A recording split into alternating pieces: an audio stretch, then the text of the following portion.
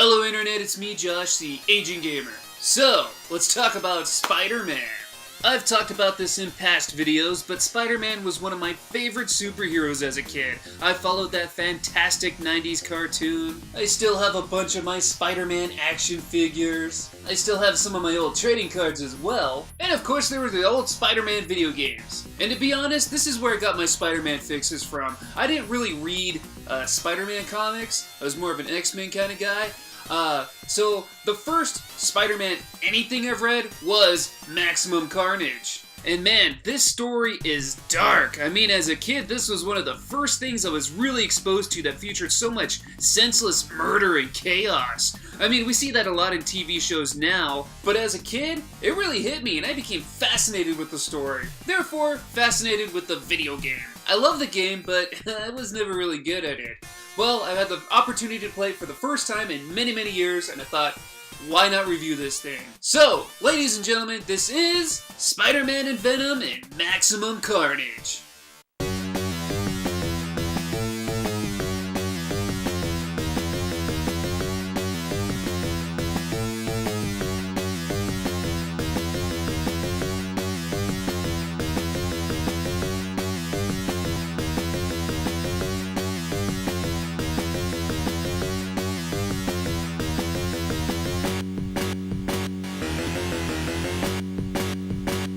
Maximum Carnage was released on the SNES and Sega Genesis back in 1994. A nice little touch that made this game even more appealing was the fact that the cartridge was solid red. Nice. So the first thing you'll see once you get past the title screen are cutscenes featuring panels ripped straight from the comics. See that? That's pretty damn awesome. The visuals are a really nice touch, and along with the music featured in the game, it really gives Maximum Carnage some personality. And since we're talking about cutscenes in the comics, let's go ahead and talk about the story here. To shorten it, Carnage breaks out of Ravencroft Asylum, supervillain Shriek tags along, and they eventually add Doppelganger, Demogoblin, and Carrion. Spider-Man and Venom put aside their differences and team up to take on the villains. Other heroes like Black Cat, Cloak and Dagger, and even Captain America join in to fight off all those nasty evildoers. The video game does a great job explaining the story through dialogue and cutscenes, but what kind of game is this? Maximum Carnage is a 2D side-scrolling beat-em-up. You start off playing as Spider-Man, and he does everything a Spider-Man can, and should do in a game like this. You can punch, jump kick, shoot web to trap enemies, shoot web to pull enemies closer to you, climb certain walls, swing around, and even use your web as a shield.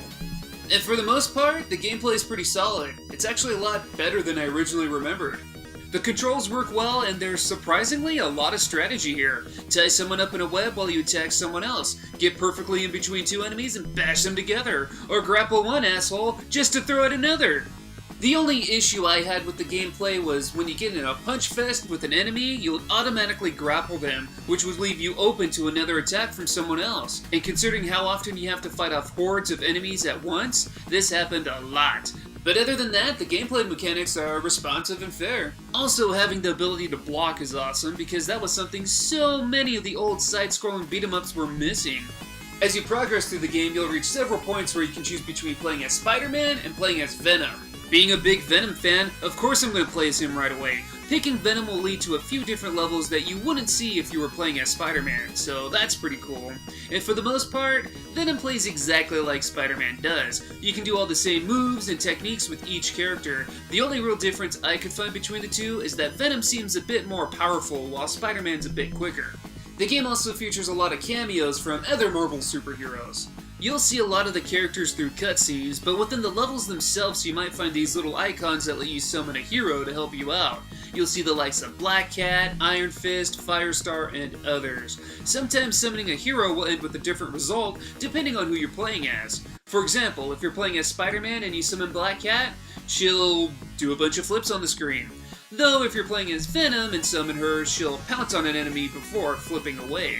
Now as for the levels themselves, it loosely and accurately follows the comics, if that makes sense. A lot of the key boss fights, such as fighting Shriek and Doppelganger on the rooftop, fighting Carnage in the church, the fight at the nightclub, those are all taken right out of the comic. All the walking around and beating up random civilians? Of course that's filler for the video game. Expect typical 2D side-scrolling levels here. You know, beat up a bunch of enemies on one screen, follow the arrow to the next, beat up more enemies. There's really not much to say about it. Except for the fact that this game gets hard. There's a lot of enemies to fight in each stage. A lot. They range from typical looking goatee douches to trenchcoat thugs to Dixie Kong ripoffs, high-flying fat guys, and even bald umbrella poking creeps.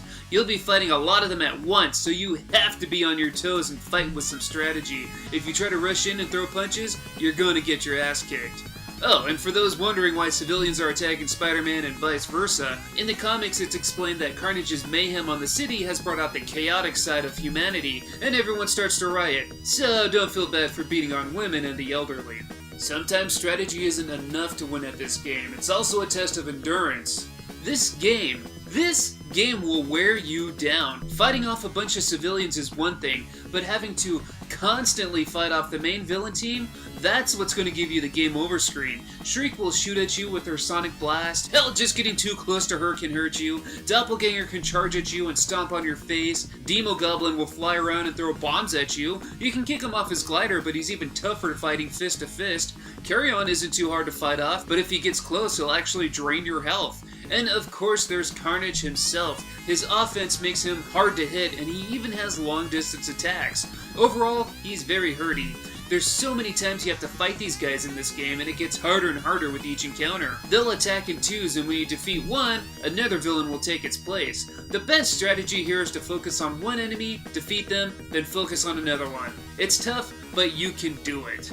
If you're like me and you need all the help you can get, you're going to want to look for those secret rooms. They don't appear in all the levels, and some are pretty tricky to find, like the one where you can only access it if you let Carnage hit you into it. But once inside the secret room, you'll find extra health, lives, and continues that'll make the game a little easier to handle. There's also health and whatnot hidden throughout the levels, so keep your eyes peeled. Considering the challenge of the game, you'll want as much health and as much continues as possible. The main villains are tough, the massive amount of rioters are tough, the very cheap mini-boss Muzzoid is tough, and beating Carnage once and for all is, of course, tough. So all in all, when it's all said and done, is Maximum Carnage a good or a bad game? It's terrible for all the right reasons. Not to sound like a broken record, but this game is really hard, like crazy hard. And I'm not saying that as a negative strike against the title, because the gameplay isn't broken or unfair. It's very much a test of the player's skills.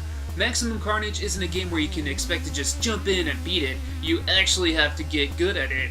And yeah, the game wore me down. The constant beatdowns and boss fights will exhaust you.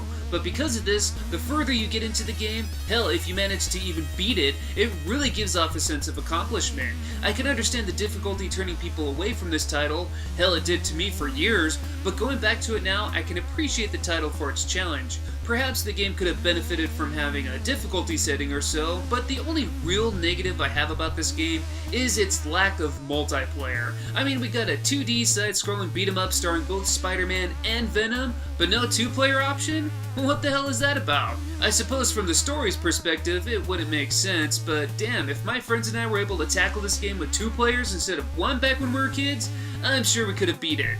Though I suppose it's worth noting that the sequel to this game, titled Separation Anxiety, added 2-player mode, but we'll save talking about that game for another day. Maximum Carnage definitely deserves that title, Maximum Carnage. And before I end my video, here's a little bit of trivia for you. The awesome music that plays on the title screen, that's done by the band Green Jelly, which you might have noticed their logo in the opening credits. I always assumed that was a game developer or something when I was a kid, but that title screen song is called Carnage Rules and is featured on their album 333 and actually features vocals.